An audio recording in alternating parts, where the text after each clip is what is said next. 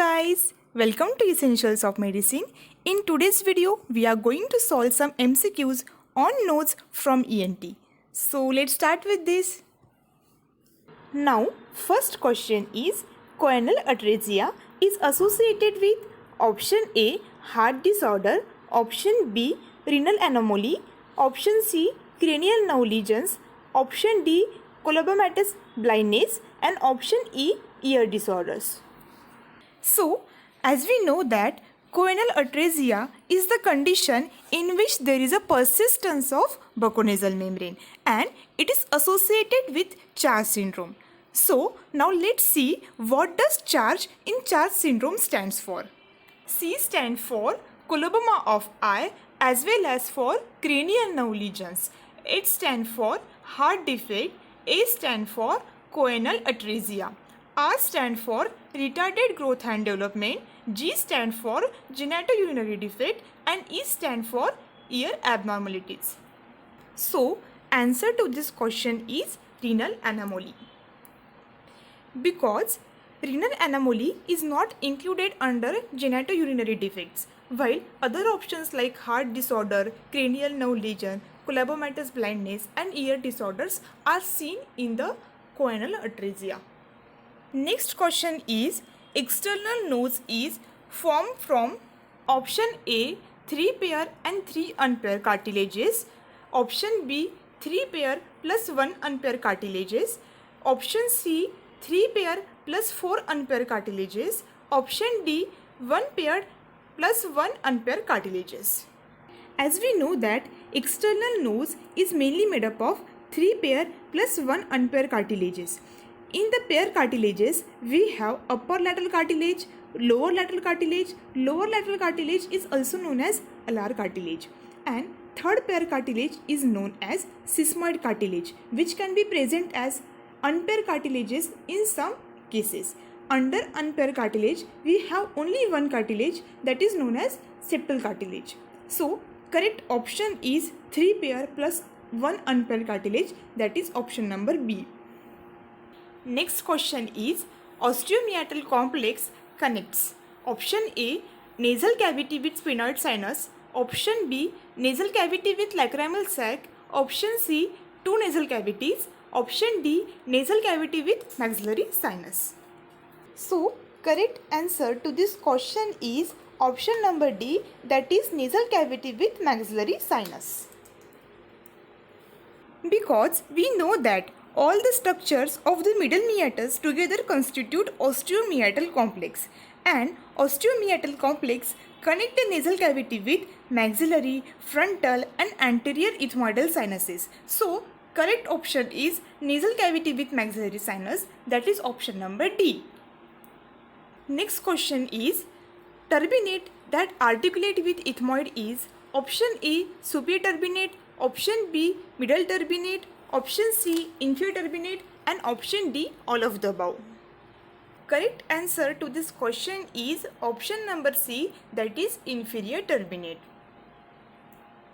Because the superior and middle turbinate are the part of ethmoid bone, whereas inferior turbinate is an independent separate bone which articulate with ethmoid. So correct option is inferior turbinate, that is option number C.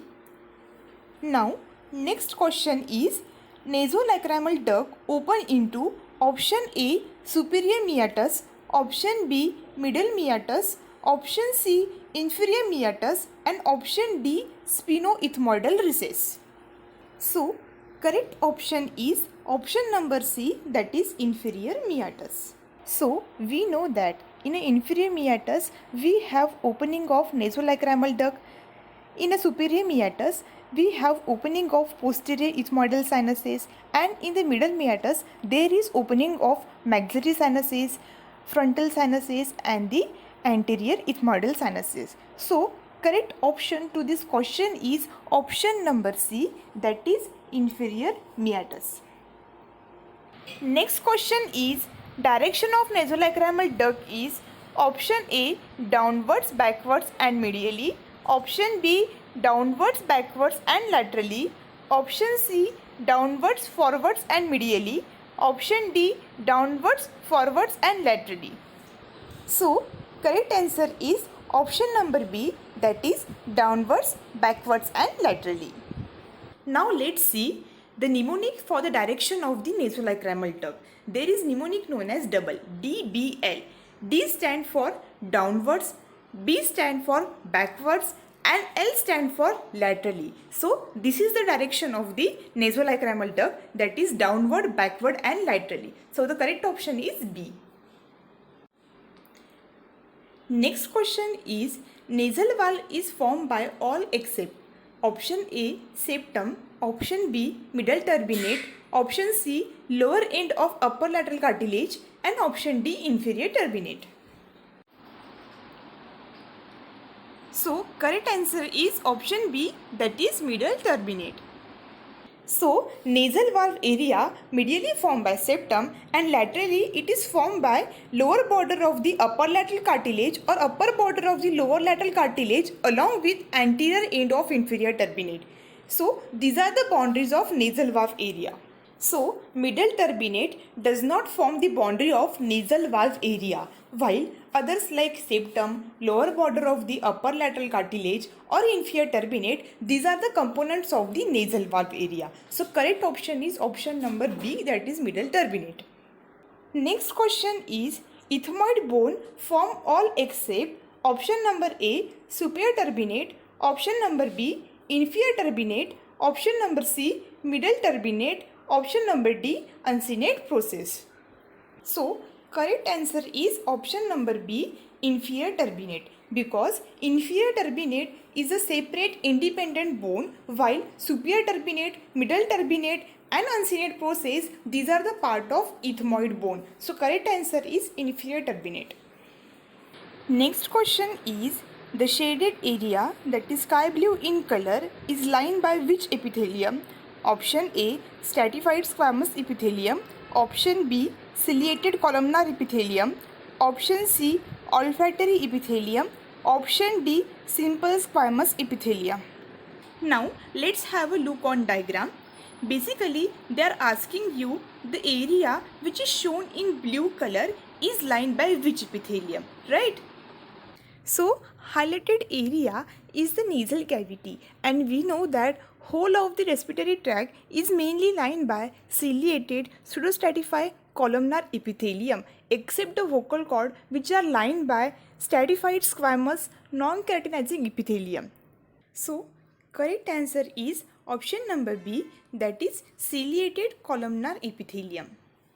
Next question is, rhinophyma is associated with option number A, hypertrophy of sebaceous gland, option B, hypertrophy of sweat gland, option C, hyperplasia of endothelial cell, option number D, hyperplasia of epithelial cells. Guys, rhinophyma is a skin disorder that causes nose to become enlarged, red, bumpy and bulbous because of hypertrophy of sebaceous gland.